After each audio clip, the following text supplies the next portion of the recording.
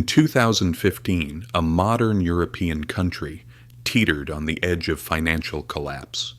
Banks were closed, ATMs were dispensing only limited cash, and pension payments were frozen. This was the country that gave the world democracy, philosophy, and money, Greece. A member of the Eurozone, operating with one of the world's most stable currencies. And yet on the brink of default. How did this happen? How can debt become a weapon that strips a country of its sovereignty? Today, we're diving into Greece's collapse to uncover the lessons hidden in its financial crisis, and to see just how fragile financial freedom really is. In 2015, a modern European country teetered on the edge of financial collapse, like a scene straight out of a history book.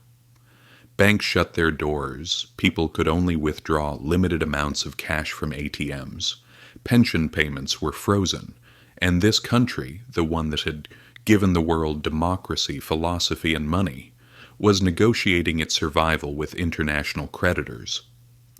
This wasn't some ancient tale, this was Greece, part of the Eurozone, a member of the European Union, and operating with one of the world's most stable currencies.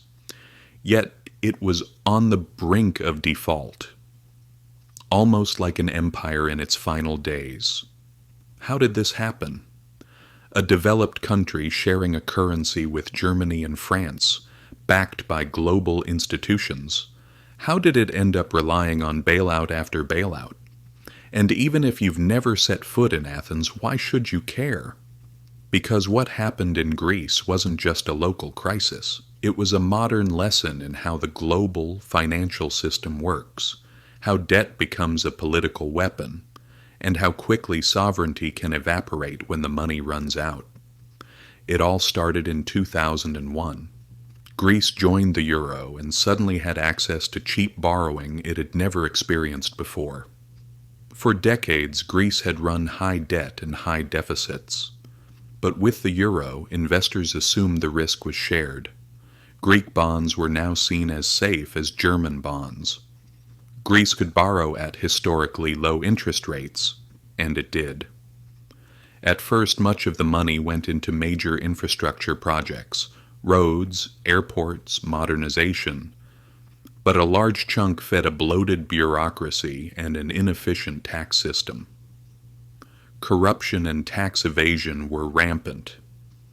Revenues couldn't keep up with expenses, and the debt kept piling up. Then came the 2008 global financial crisis. Greece was already running some of the largest deficits in the Eurozone. The collapse of Lehman Brothers sent shock waves through the world. Investors began scrutinizing government debt more carefully, and Greece's numbers didn't look good. In 2009, it came out that Greece had been underreporting its deficits for years. The real figure? About 15% of GDP. Confidence collapsed, borrowing costs soared, and the country was shut out of the bond markets. By 2010, there was no choice left. Greece had to seek a bailout from the European Union and the IMF.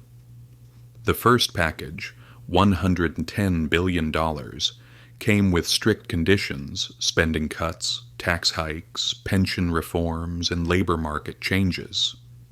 But unfortunately, these measures pushed Greece deeper into recession. GDP fell, unemployment shot above 27%. Youth unemployment topped 60%, public services crumbled, and the debt kept growing. In 2012, a second package arrived, $130 billion, and a major haircut for private bondholders. But the debt was still unbearable. The crisis dragged on for years, with each package bringing more austerity and less growth. By 2015, the left-wing Syriza government held a referendum rejecting the bailout terms offered by creditors. The no vote won decisively. But just days later, the government agreed to an even tougher deal. Why? Because the alternative, leaving the euro, declaring full default and facing short-term disaster, was catastrophic. Economic sovereignty was nearly gone. Decisions about budgets, taxes, and spending were now dictated by the Troika and international institutions. What happened to Greece had happened before in history. Debt has always been a tool of power. In the 19th century, the Ottoman Empire, Egypt, and others fell into similar traps. Creditors didn't just lend money, they effectively took control. In Greece, there were no soldiers, but there was financial oversight. The Troika acted like a shadow government, deciding what could be spent, what would be cut, and how fast debts had to be repaid. For ordinary Greeks, it was brutal. Pensions slashed, hospitals running out of supplies, small businesses closing, society's fabric frayed. And yet, the debt remained.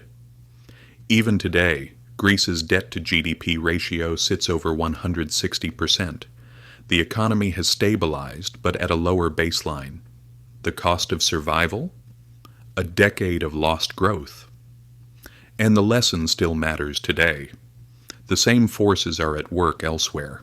Sri Lanka, Pakistan, Argentina. Borrow heavily when times are good, and when crisis hits, rely on foreign creditors. Big economies can delay the reckoning, but they aren't immune. Here's the takeaway. Debt limits freedom. It narrows your choices. It makes you dependent on someone else's system. Greece's fall wasn't a military defeat, but it was a practical surrender of sovereignty inside a modern developed economy under the watch of global institutions. History doesn't repeat, but it rhymes. And when you see a modern country collapse like an empire, you realize how fragile financial freedom really is. If this gave you a fresh perspective, don't forget to hit subscribe. History has answers, and I'll show you where to look.